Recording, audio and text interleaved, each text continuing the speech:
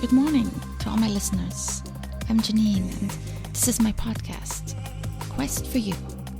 It's another beautiful day here in California, and when I hear myself say this, I feel like I'm on the radio, but I'm not. And while I love the fact that I can record and edit my episodes to make them perfect before you hear them, there's an element of immediacy that gets lost.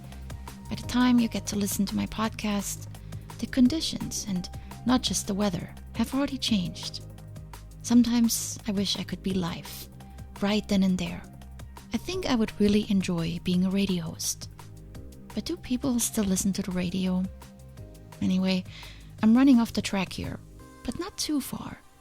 We're still talking about the business of talking. Whether it's me talking into my mic here at home, or a radio host sitting in a studio and speaking live to listeners all over the country, or a speaker on a stage talking to thousands, or maybe you tonight going out with friends and sharing things that happened in your life this week. We all tell stories, whether we are conscious of it or not. Telling a story, telling anything, is bringing something from our inner world out into the open. It may have been a live event that we witnessed, along with many other people, but when we share what happened with someone else who wasn't there, it becomes a story. Stories are told in many different ways. There are the obvious ways, books, articles, movies, and the news. But consider other forms that don't use words. They also tell a story. Art tells many stories. The paintings, the sculptures, and the architecture we admire are stories told to us by their creators. Photography, holding still one moment in time, tells amazing stories. Social media is an endless array of stories. Pictures, blurbs, likes, and thumbs down. We listen to and follow stories all day long. And with the internet, we have access to so many more and widely diverse stories. When I grew up, I was limited to the stories I found on television, or in the few books and old letters that I unearthed in my grandparents' attic, and whatever people shared when they engaged in conversations. Today, our world is so much richer, partially due to the many stories we get to enjoy daily if we choose. Stories are an intrinsic part of our societies and our culture. Stories influence our life constantly. They change how we think, feel, and act.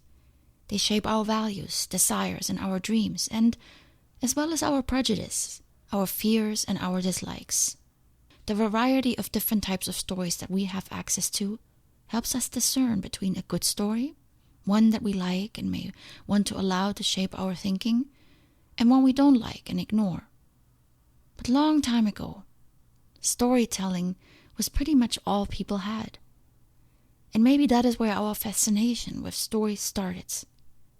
Thousands of years ago, telling stories was everything that we now find through many different channels. A lone traveler reaching a tribe or a village, after many days, on horse or by foot, shared news from other parts of the country. At night over fire, people told stories as a form of entertainment. Cave paintings and handcrafted toys and tools served as art and education for others to enjoy and learn from. Stories have existed long before recorded history, and although the methods have changed, the desire to tell and hear stories has remained unchanged. We seek out good stories all the time. Storytellers traveling from town to town still exist. I was surprised when I came across one 2 years ago when I stayed in a small village in the south of France. He set up his little stage on top of a hill in front of a small church, and people brought their chairs and gathered around him. It was beautiful to watch, and even though my limited French didn't allow me to understand much, I stayed and listened. I imagine that this is how it must have been hundreds of years ago. People anxiously waiting for the storyteller to arrive. We connect with stories especially if they are told in an engaging way, like the one I observed. He shared it with puppets and a little stage, and with his voice in a very dramatic way. Stephen King once said in an interview, "Stories are found things, like fossils in the ground. Stories are relics, part of an undiscovered, pre-existing world." The oldest surviving tale that has come down to us is the Epic of Gilgamesh. It's a mythical story of an historical figure, Gilgamesh, a ruler of the Sumerian city-state of Uruk. Stories were passed on in a variety of ways. Myths, legends, fairy tales, trickster stories, fables, ghost tales, hero stories, and epic adventures. These stories were told and then retold hundreds and thousands of times. And because of these stories, we have knowledge of the life and the thinking of people that lived thousands of years ago. Stories not only connect. It is believed by historians and psychologists that storytelling is one of the many things that define and bind our humanity. Just as the brain detects patterns in the visual forms of nature, a face, a figure, a flower, and in sound, so too it detects patterns in information. And stories are recognizable patterns, and in those patterns we find meaning. We use stories to make sense of our world and to share that understanding with others. They are the signal within the noise. Humans are perhaps the only animals that create and tell stories. But I think, over time, we have forgotten the power of a well-told story. We don't realize when we are captured by one. When I hear the word story, I think of someone like that traveling Frenchman. I think of the fairy tales my grandmother told me at bedtime, or the made-up tales which we told each other as girls at camps or sleepovers. I don't think of Martin Luther King's "I Had a Dream" speech as a story, or Steve Jobs' famous iPhone introduction speech, or maybe the commencement speech at my graduation from college. Yet all of these are great stories. Maybe you have a favorite TED Talk, or you follow a speaker that inspires you.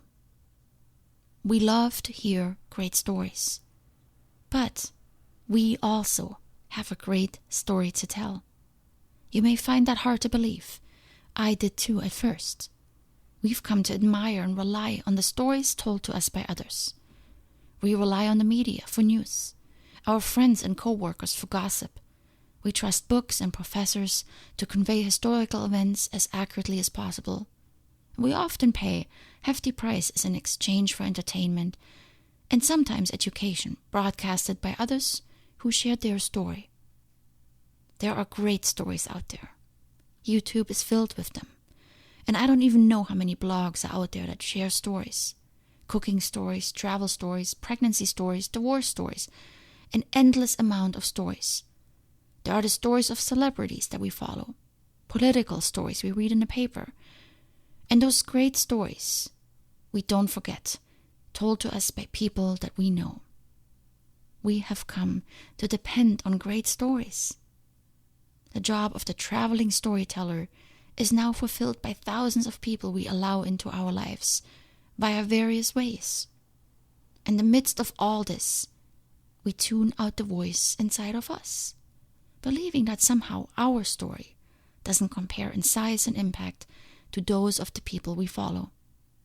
But take a moment and analyze how you think. You'll notice that your thoughts are stories.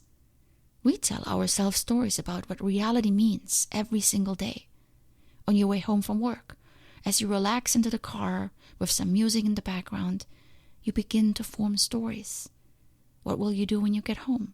What will you say to your family? Or you think about an event that occurred at work, which now it turns into a story in your mind. We all become storytellers, returning to our tribe and the campfire armed with stories, inspired to share and tell. The fact is undeniable. Our mind thinks in stories. We are stories. We are made up of what makes stories up. The stories we like to hear and watch and read started just the same way, in someone's mind. The difference, they took theirs out into the world, while yours still sits hidden inside of you. Stories are a form of communication that connects. Stories take our consciousness on a journey. They inspire thought, possibilities, alternatives, and creativity. Stories bring hope, and stories reveal, change hearts, change minds, and sometimes change lives. So I would like for you to think about your story today. What story do you carry inside that wants to be told?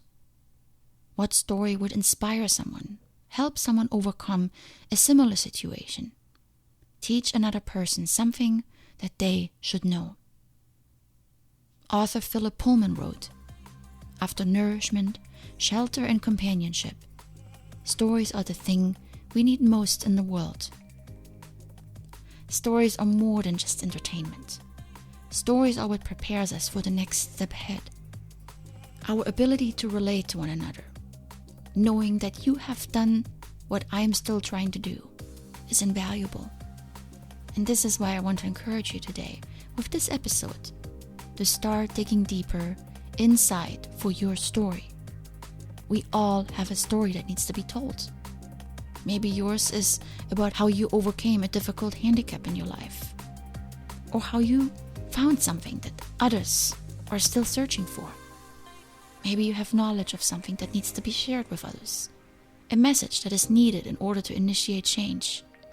Think about your story today. It's important. Just like you need the stories that you like, so do others need your story. And our world will be a richer one because of your story. Isaac Dinesen said, "To be a person is to have a story to tell." Think about it. I mean it. And in the second part of this series on storytelling, I will share with you how to bring your story to life. Much love.